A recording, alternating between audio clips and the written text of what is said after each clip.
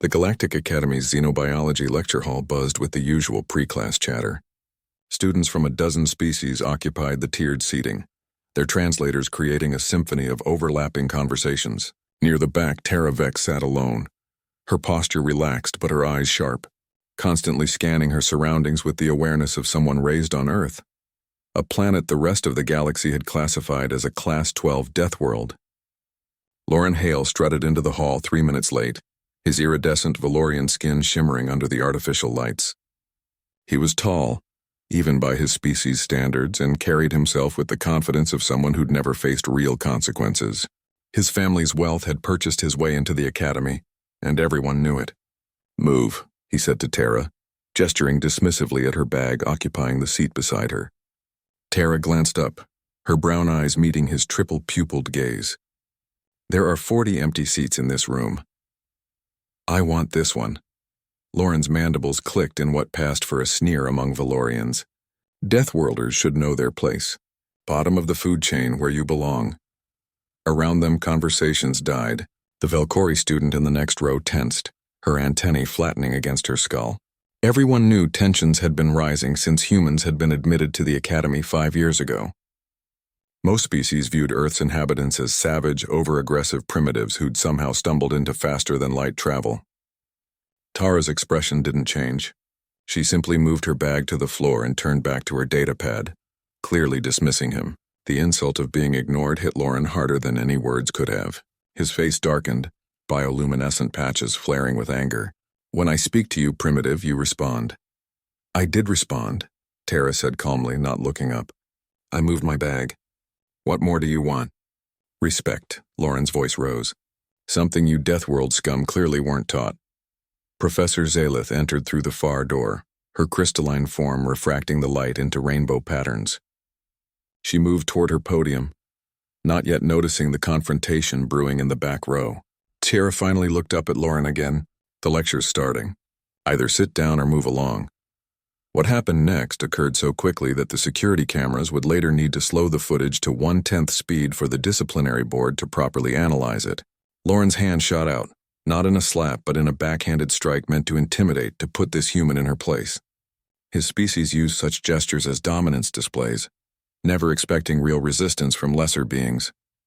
His hand never connected. Tara's reflexes, honed by 18 years of surviving on a planet where even the local wildlife could kill in seconds, exploded into action. Her body moved before conscious thought could interfere. Millions of years of predator evolution compressed into 3 seconds of devastating efficiency.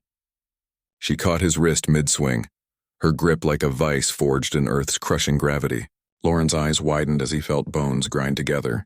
Before he could process the pain, Tara was rising from her seat using his own momentum against him. She twisted, rotated her hip, and sent all 220 pounds of Valorian aristocrat crashing face-first into the desk edge. The crack echoed through the suddenly silent hall. Lauren bounced off the desk and hit the floor, his 3-chambered respiratory system gasping. His face, or what remained of it, was a ruin. His primary mandible hung at an impossible angle. 2 of his 6 teeth had shattered. The bioluminescent patches around his eyes flickered erratically, and purple blood pooled beneath him. Tara stood over him, chest barely rising with exertion, her combat stance slowly relaxing. "You swung first," she said quietly, her voice carrying in the absolute silence. 37 witnesses. Professor Zalith rushed forward, her crystalline body chiming with alarm. "Medical team, now!"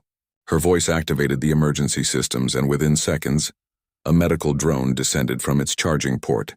As the drone stabilized Lauren and prepared him for transport to the medical bay, Zalith turned to Tara. The professor's optical sensors studied the human carefully. "What happened?" "He tried to hit me." Tara's voice remained steady, though adrenaline still coursed through her system. "I defended myself." The Valkyrie student nearby spoke up, her translator rendering her clicks into standard galactic. "It's true, Professor." Lauren attacked first. She only reacted. Other voices joined in, corroborating the account. Even species that typically looked down on humans couldn't deny what they'd witnessed. Professor Zalith's form flickered, the crystalline equivalent of a sigh. "Miss Vex, remain after class. The rest of you.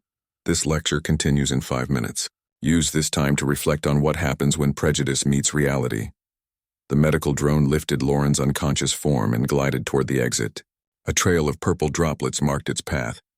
3 hours later, Tara sat in the dean's office. Dean Morak, an elderly Threen whose species had been spacefaring for 10,000 years, studied her with all 4 of his eyes. "Mr. Hale will require reconstructive surgery," he said finally. "His family is displeased."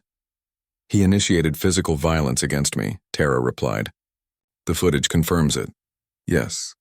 Morak leaned back in his chair. "The footage also confirms that your response was disproportionate."